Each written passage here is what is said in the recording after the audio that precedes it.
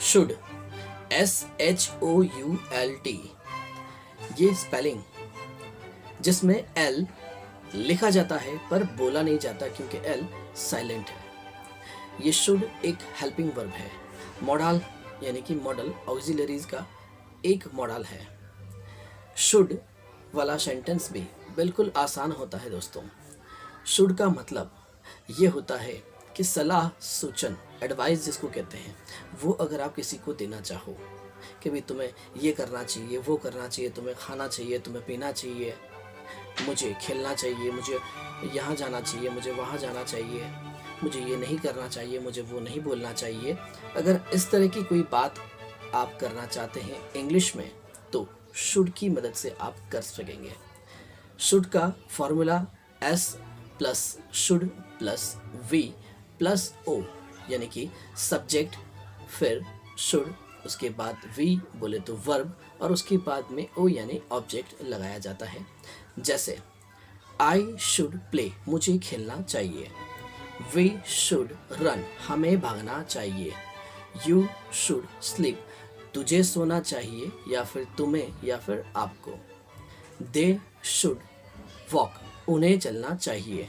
He should read, उसे पढ़ना चाहिए। She शुड राइट, उसे लिखना चाहिए। It शुड बार्क, उसे भौंकना चाहिए। Ram should go to school, Ram को स्कूल जाना चाहिए। रमा शुड कुक, रमा को खाना बनाना चाहिए। बॉय शुड डांस, लड़के को नाचना चाहिए। Girl should play with doll, लड़की को गुड़िया के साथ, डॉल यानी गुड़िया, गुड़िया के साथ खेलना चाहिए। टीचर शुड टीच, शिक्षक को पढ़ाना चाहिए। स्टूडेंट्स शुड लर्न, विद्यार्थियों को पढ़ना चाहिए। कुल मिलाकर ये भी कैन की तरह बिल्कुल आसान ही है दोस्तों। सबसे पहले I, we, you, they, he, she, it, noun यानी कि किसी का भी नाम सिंगुलर हो या प्लूरल हो, सबसे पहले आएगा। उसके बाद शुड आएगा। उसके बाद वी यानी कि वर्ब आएगा, आना जाना, खाना पीना, उठना बैठना, हंसना रोना, जो भी जितने भी वर्ब है। और मैं आपको बता दूं कि कम से कम 100 वर्ब्स आपको आने ही चाहिए। रोज़मर्रा की लाइफ में आप जो भी क्रियाएं कर रहे हैं या सामने वाले को करते देख रहे हैं, उन क्रियाओं के नाम, उन कामों के नाम आपको इंग्लिश में आने ही चाहिए, जिससे आप आसानी से 100 जितने सेंटेंसेस तो बोल ही पाएँ। क्योंकि एक दिन में अगर आप एक चीज़ के बारे में जो आप सीख रहे हो, जैसे कैन या शुड, जो भी आप सीख रहे हो, उसमें आपने 100 सेंटेंसेस बिना रुके, बिना अटके, बिना भूले, बिना गलती किए अगर आप नहीं बोलते हो तो समझ लेना कि आप अच्छे से इंग्लिश नहीं सीख रहे हो। दोस्तों, शुड का नेगेटिव होगा शुड नॉट। अभी आप उसको शॉर्ट फॉर्म में शुडंट भी कह सकते हैं। I should not go there, मुझे वहाँ नहीं जाना चाहिए। वी शुडंट डू दिस, हमें ये नहीं करना चाहिए।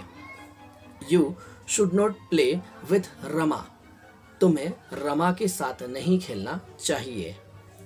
They should not come here, उन्हें यहाँ नहीं आना चाहिए। दोस्तों, शुड वाली बात में मैं आपको ये बता दूं कि शुड में ऐसे ही सेंटेंसेस का प्रयोग करें, उपयोग करें जो सिर्फ सलाह सूचन के काम में आने वाले हों। यानी अगर आप किसी को कुछ कहते हो, कोई एडवाइस देते हो, कोई सलाह देते हो, कोई सूचन करते हो, तो वो माने या ना माने उसकी मर्जी। वैसे भी मैं मजाक में कहता हूँ कि मर्जी का कोई दर्जी तो होता नहीं है। तो ऐसी कोई बात कि आप उसे कहें, अगर वो नहीं करता है तो चलेगा। यहाँ पर बहुत ही ज़्यादा ज़रूरी वाली चीज़ के बारे में आप शुड वाला सेंटेंस ना बनाएं तो ही अच्छा है।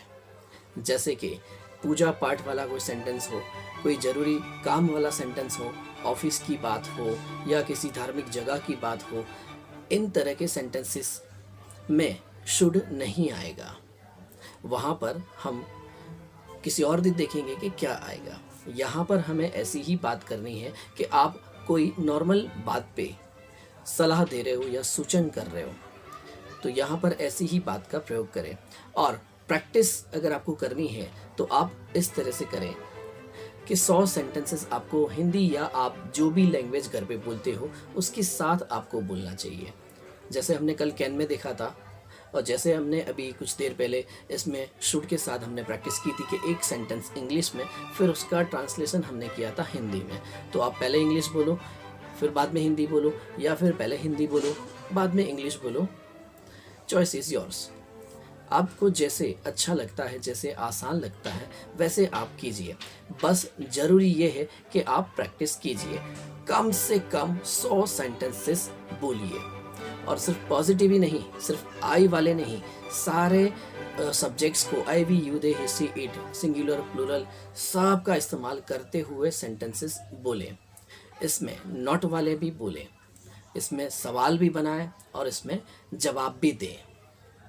जवाब देना तो आसान ही होता है, यस या नो लगा के फिर आप जवाब को कंटिन्यू कर सकते हो। और सवाल बनाना भी बहुत आसान होता है, जैसे कि आई शुड का क्या हो जाएगा, should I, we should we, और इसमें टोन भी बदल जाएगा। जैसे एक एग्जाम्पल देखते हैं, शुड यू गो देयर, क्या तुम्हें वहाँ जाना चाहिए। शुड ही कम हियर, क्या उसे यहाँ आना चाहिए। जवाब में आप क्या बोल पाओगे, yes he should come here, हाँ उसे यहाँ आना चाहिए। No he should not come here, no उसे यहाँ नहीं आना चाहिए। तो इस तरह से आपको सवाल भी बनाने हैं, उसके यस वाले और नो वाले जवाब भी देने हैं। और किसी से भी आप सवाल पूछें, जब तक आप सवाल किसी से पूछते नहीं हो तब तक इंग्लिश की अच्छे से प्रैक्टिस हो नहीं पाएगी। तो सवाल पूछना और जवाब देना वही असल प्रैक्टिस है दोस्तों।